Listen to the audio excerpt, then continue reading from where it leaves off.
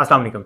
जब भी हम लोग सिलाई मशीन खरीदने के लिए जाते हैं तो हमें आइडिया नहीं होता कि हमें कौन सी सिलाई मशीन चाहिए, और सिलाई मशीन घर लाने के बाद हमें ये एहसास होता है कि हम लोग शायद वो अच्छी मशीन छोड़ आए हैं, या हम लोगों ने कोई और मशीन हम ले सकते थे, या हमें मज़ीद और फीचर्स वाली मशीन मिल सकती थी, या हमें मज़ीद फीचर्स तो चाहिए ही नहीं थे, हमें तो सिर्फ बेसिक भी मिल जाती तो वो काफ़ी थी। लाने के बाद आप लोगों के डिसीजन जो है वो आप ये सोचते हैं कि आप लोगों ने शायद कोई गलत डिसीजन ले लिया। तो सबसे पहले मैं आप लोगों को बता दूं कि अगर आप लोग ये मेरी वीडियो को पूरा देख लेंगे तो आप लोगों के लिए आसानी हो जाएगी कि कौन सी मशीन आप लोगों ने बाय करनी है, कौन कौन से फीचर्स मशीन के अंदर होने चाहिए।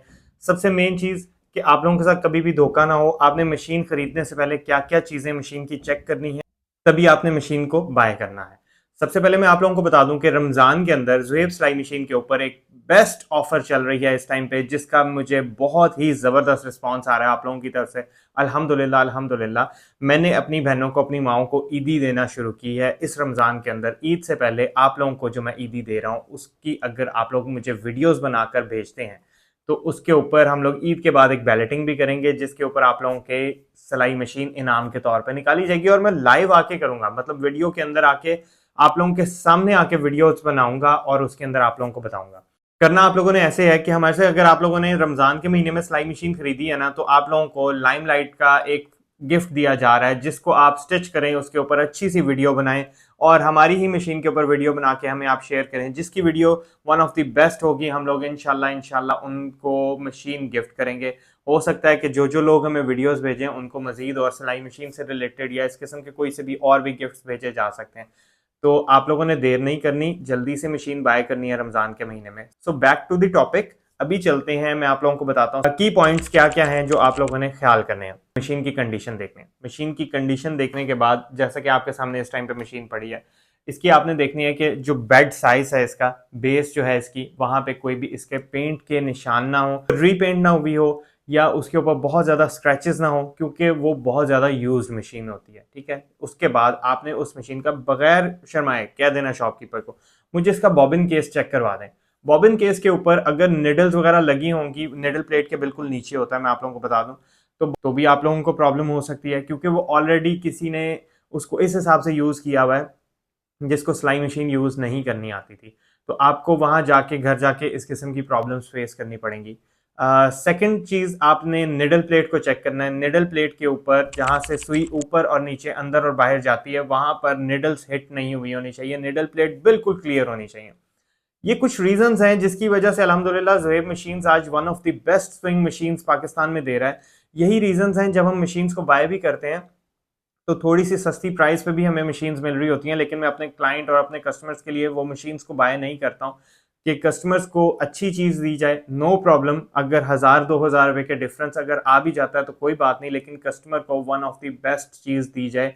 10x10 कहना सिर्फ काम नहीं है, 10x10 का मतलब ये है कि उसके पार्ट्स कोई चेंज ना हुए हों, उसके अंदर निडल प्लेट के अंदर कोई निशान ना हो, बॉबिन केस उसका बिल्कुल 100% न्यू होना चाहिए। इसके अलावा हुक्स होती हैं, मतलब जिस कुंडी के थ्रू आप धागे को डालते हैं, वो कुंडी के ऊपर कहीं पे कट्स नहीं होने चाहिए। तो ये कुछ बेसिक पॉइंट्स हैं।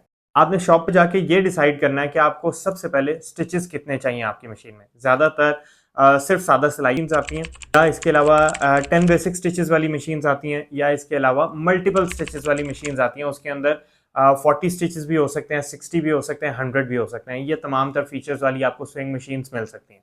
इसके अलावा 200 250 तक भी मिल जाती हैं। लोग कहते हैं हज़ारों डिज़ाइन, हज़ारों सिर्फ कहने की बात है। 250 या मैक्स 500 से ऊपर आज तक कोई मशीन नहीं बनी जिसके अंदर डिज़ाइन जाते हों, जैसा कि जिनों में 11,000 है या जिनों में 15,000 है, उसके ऊपर भी तकरीबन 450 बिल्ट इन डेकोरेटिव डिज़ाइन वगैरह होते हैं। इसके बाद बारी आ जाती है एम्ब्रॉयडरी मशीन्स की। जैसा कि आप एम्ब्रॉयडरी मशीन्स देख सकते हैं कि कुछ लोग डेकोरेटिव डिज़ाइंस को भी जो है वो एम्ब्रॉयडरी मशीन का नाम दे रहे होते हैं, जबकि डेकोरेटिव डिज़ाइंस वाली मशीन्स को कंप्यूटराइज मशीन कहा जाता है, और इसके अलावा जो एम्ब्रॉयडरी करती हैं उनको एम्ब्रॉयडरी मशीन ही कहा जाता है। अब ये 2 in 1 भी आती हैं, जिसके अंदर आप सादा सिलाई भी कर सकते हैं, डेकोरेटिव डिज़ाइंस भी कर सकते हैं। इसके अलावा आप अल्फ़ाबेटिक स्टिचेस और एम्ब्रॉयडरी के डिज़ाइंस, एम्ब्रॉयडरी के डिज़ाइंस वो होते हैं जिसके साथ आप एक प्रॉपरली फ्रेम लगाया जाता है, फ्रेम लगा के आप उसके बाद उसके ऊपर एम्ब्रॉयडरी करते हैं। तो आप लोगों ने सोचना है। अब ये बात आती है, टोटली डिपेंड करता है आपकी पॉकेट के ऊपर कि आपके पास क्या प्राइस रेंज है, आपने किस प्राइस रेंज के अंदर जो है अपनी मशीन को बाय करना है। सबसे मेन पॉइंट कि अगर आप 10 to 20,000 के दरमियान अगर आप मशीन खरीदना चाहते हैं तो आपको तकरीबन 10 बेसिक स्टिचेस वाली, जिसके अंदर सादा सिलाई, जिगजैग, पीको, ओवरलॉक, काज वगैरह सब कुछ आ जाता है, वो आपको मशीन्स मिल जाएंगी। ठीक है, अब ये डिपेंड करता है कि आपने किस कैटेगरी की मशीन खरीदनी है। 10 to 15,000 के दरमियान में जो मशीन्स होंगी वो थोड़ी लो क्वालिटी होंगी या लोकली यहाँ पे जो है वो बहुत ज़्यादा यूज़ हुई होंगी, तब आपको मिल रही होंगी।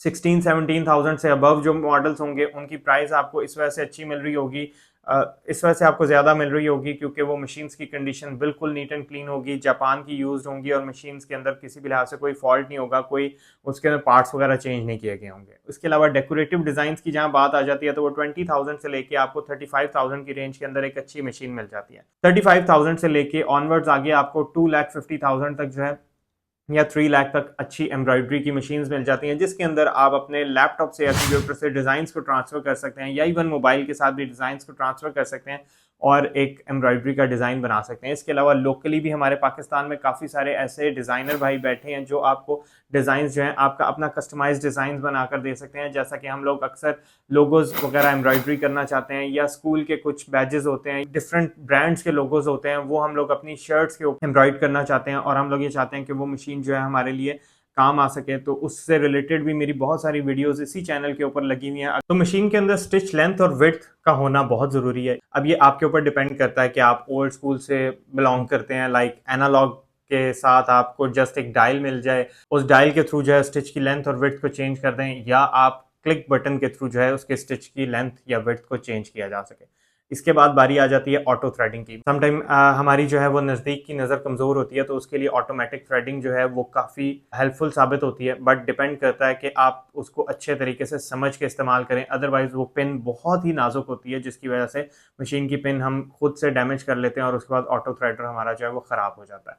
तो जब भी आप मशीन को बाय करें तो आप वहाँ पे ऑटो थ्रेडर का ऑप्शन लाजमी चेक करें कि ये यहाँ पे वर्क कर रहा है, क्योंकि इसकी गारंटी घर जाके कोई भी शॉपकीपर नहीं आपको देता। तो आपने इस चीज़ का ख्याल करना है। मेन बात, मैनुअल टेंशन वाली जो मशीन्स होती हैं उनको हैंडल करना कंपैरेटिवली ऑटो टेंशन की निस्बतन आसान होता है, जबकि मैनुअली आप उसको डायल के थ्रू टाइट या लूज कर सकते हैं। ऑटोमेटिक टेंशन को आप टाइट या लूज कर तो सकते हैं, लेकिन समटाइम्स आपके फैब्रिक के अंदर अगर कोई बुर वगैरह आ रही है या कोई आपका धागा जो है वो फाइन क्वालिटी का नहीं है, तो आपको ऑटो टेंशन के अंदर थोड़ी बहुत प्रॉब्लम आ सकती है। बट लेटेस्ट मॉडल्स जितने भी हैं वो ज़्यादातर ऑटो टेंशन में आते हैं। उसके लिए आप किसी अच्छी क्वालिटी के थ्रेड का इंतखाब करें तो इंशाल्लाह कोई ऐसी प्रॉब्लम उसके अंदर भी आपको फेस नहीं करनी पड़ेगी, क्योंकि हमने अगर जिद्दत की तरफ जाना है तो ऑटो टेंशन को एक्सेप्ट करना पड़ेगा। उसके लिए हमें फाइन थ्रेड्स को बाय करना होगा। आप शॉपकीपर से सवाल करें कि जो मशीन हम लोग बाय कर रहे हैं क्या ये थिन और थिक फैब्रिक के ऊपर चल सकती है। आप बेशक जाने से पहले अपने साथ कोई फैब्रिक को ले जाएं,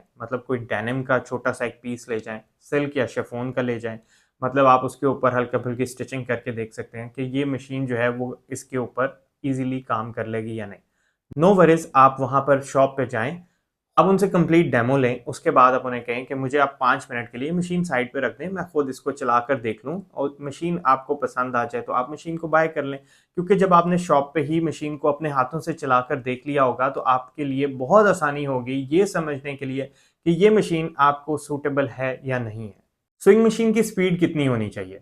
स्विंग मशीन की स्पीड सबसे मेन रोल है। अगर तो आपने बहुत ज़्यादा कपड़े स्टिच करने हैं, अगर आप लोग टेलर का काम करते हैं तो आपको स्विंग मशीन की स्पीड जो है वो बहुत ज़्यादा चाहिए। अगर आप लोग बिगनर हैं तो कोशिश करें कि स्विंग मशीन वो चूज़ करें जिसकी स्पीड या तो उसके अंदर कम करने का ऑप्शन हो या वो स्विंग मशीन कम एसपीएम्स पे चलती हो। मैं अक्सर औकात अपनी वीडियोस के अंदर बताता भी हूँ कि मशीन की जब आप मशीन बाय कर रहे हो तो आप शॉपकीपर से पूछें कि ये कितने एसपीएम्स पे चलती है।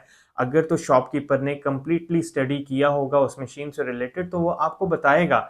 ये राइट है कि अगर आप एक चीज़ को सेल कर रहे हैं तो आपके पास उसको सेल करने से रिलेटेड तमाम तर नॉलेज भी होना चाहिए कि आप कौन सी मशीन को सेल कर रहे हैं, उसके एसपीएम्स कितने हैं। एसपीएम्स कहते हैं स्टिच पर मिनट को।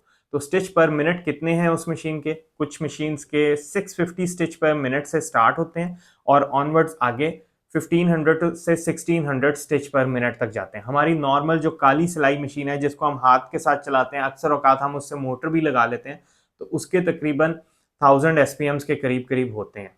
नॉर्मली जो पूरी दुनिया के अंदर स्टिच पर मिनट सेलेक्ट किए जाते हैं एज अ डोमेस्टिक या सेमी डोमेस्टिक के ऊपर, तो वो 800 या 850 एसपीएम्स पर मिनट होते हैं, और वो मेरे ख्याल में एक रीजनेबल स्पीड है, जो कि नॉर्मली जापान जो है अपनी ऑलमोस्ट 90% मशीन्स के अंदर 850 एसपीएम्स या 800 स्टिच पर मिनट दे रहा होता है। मशीन की रिलायबिलिटी और इसके अलावा वारंटी आपको मिल रही है अगर आप लोग मशीन को बाय करने लगे, तो ये चीज़ देखना बहुत ज़्यादा ज़रूरी है। आया शॉपकीपर आपको जस्ट जुबानी ये बात कह रहा है, या अपने बिल के ऊपर इन रिटर्न आपको वारंटी दी जा रही है? वारंटी देने का मकसद ये होता है कि वो उसे ये बात पता होती है कि आपकी मशीन जो वो आपको दे रहा है, अगर वो 1 साल की वारंटी इन रिटर्न लिख कर दे रहा है, तो इट मीन्स आपकी जो मशीन है वो 100% ओके है, उसके अंदर कोई पार्ट्स चेंज नहीं हुए हुए, वो मशीन रिपेयर्ड नहीं है, और वो 1 साल की इस चीज़ की जिम्मेदारी ले रहा है कि अगर आपको कोई भी प्रॉब्लम आती है इलेक्ट्रॉनिक्स के अलावा, इलेक्ट्रॉनिक्स की कोई भी पाकिस्तान में छोड़े पूरी दुनिया में कोई वारंटी नहीं देता, सिवाय इसके कि आप बॉक्स पैक मशीन को बाय करें। ठीक है, यहाँ पे क्योंकि बॉक्स पैक मशीन्स जो हैं वो इजीली अवेलेबल नहीं होती हैं, हम लोग 1 ईयर मैकेनिकल सर्विसेज की वारंटी दे रहे हैं। इसके अंदर अगर आपकी मशीन की कोई टाइमिंग्स आउट हो जाती हैं, मशीन आपको स्टिच क्लियर नहीं दे रही होती है, अगर मशीन की कोई बेल्ट ब्रेक हो जाती है, अगर मशीन की कोई गियर स्लिप कर जाता है, तो उसके अंदर हम लोग आपको मुकम्मल उसके अंदर वारंटी क्लेम करेंगे। इसके अंदर वारंटी में क्या चीज़ क्लेम नहीं होती है? फर्स्ट ऑफ ऑल इसका बॉबिन केस, सेकंड इसकी इलेक्ट्रॉनिक्स, ये 2 चीज़ें हम लोग वारंटी में क्लेम नहीं करते हैं, तो इस चीज़ का आपने ख्याल करना है। जब भी मशीन को खरीदने के लिए जाएं, तो जब आपको शॉपकीपर धागा डालकर दिखा रहा हो, तो जहां जहां से धागे के पॉइंट्स गुजर रहे हैं, आपने वो चीज़ देखनी है कि धागा जो है वो जहां जहां से गुजर रहा है उस पॉइंट्स पे कहीं पे कट्स तो नहीं है, आया वो प्लास्टिक के ऊपर हो चाहे वो मेटल के ऊपर हो, तो आपने बहुत गौर के साथ देखना है कि वहां पे किसी भी लिहाज से कोई कट नहीं होना चाहिए। अगर वो कट होगा तो इट मीन्स मशीन या तो बहुत ज्यादा यूज्ड है, या आपको आने वाले दिनों में वो ट्रबल करने वाली है, आपको प्रॉब्लम देगी वो मशीन, क्योंकि उन कट्स के अंदर धागा फंस जाया करेगा, जिसकी वजह से आपकी टेंशन जो है वो धागे को बहुत ज्यादा टाइट कर देगी, और आपको मशीन में ये प्रॉब्लम आना शुरू हो जाएगी कि आपका बार बार जो है वो थ्रेड ब्रेक होना शुरू हो जाएगा।